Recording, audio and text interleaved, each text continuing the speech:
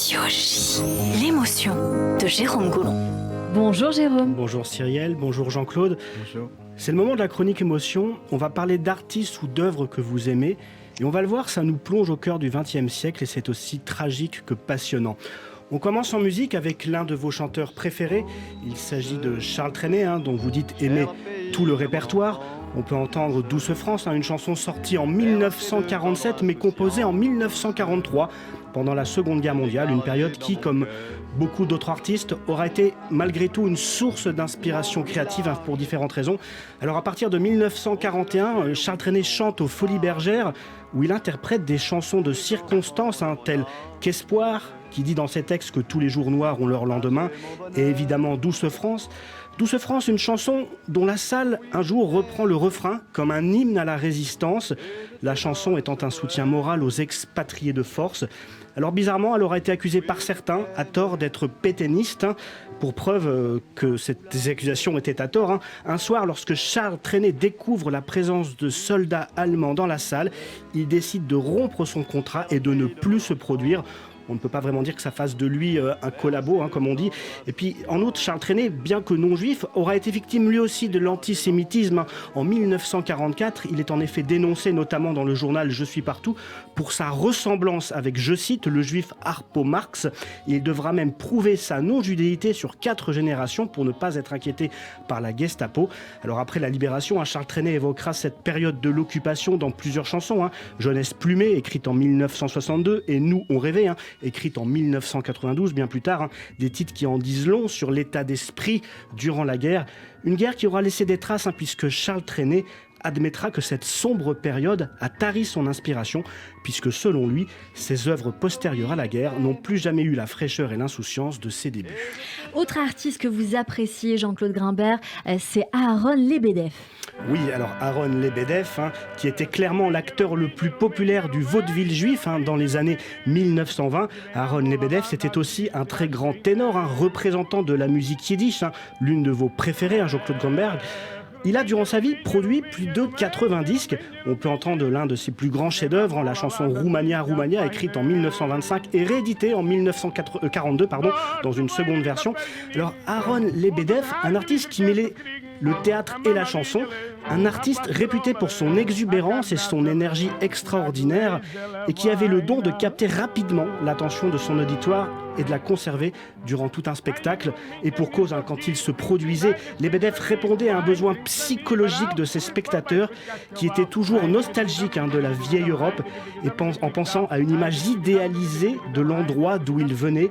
La chanson Roumania, Roumania en est un exemple.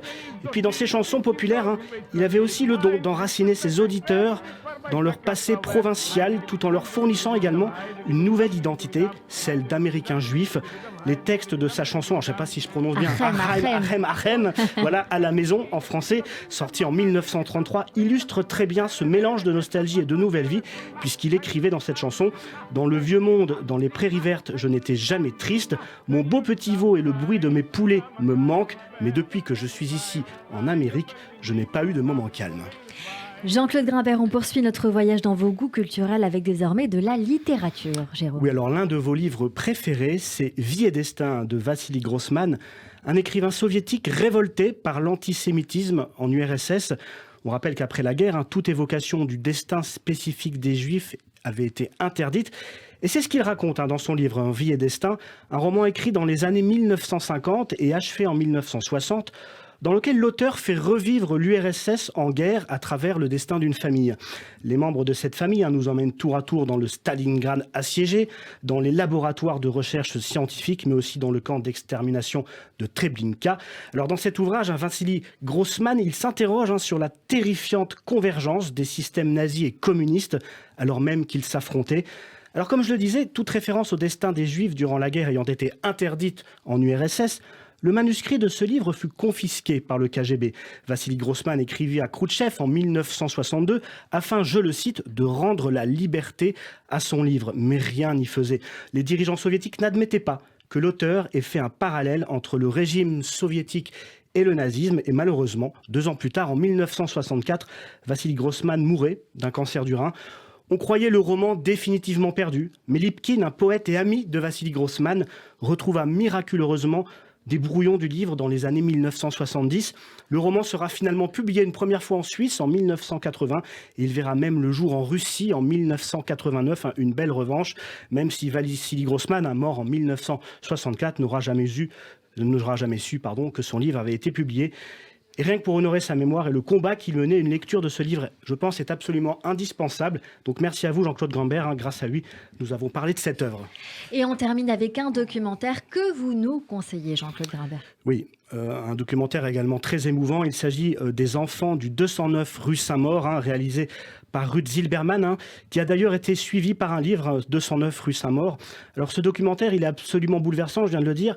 Et dans ce documentaire, la réalisatrice, elle est allée à la rencontre réalisatrice, je vais y arriver, est allée à la rencontre des habitants d'un immeuble parisien occupé par de nombreux juifs dont l'enfance a été saccagée sous l'occupation. On y retrouve les témoignages d'Albert, Henri, René ou encore Odette, des octogénaires ayant vécu au 209 rue Saint-Maur dans le 10e arrondissement de Paris.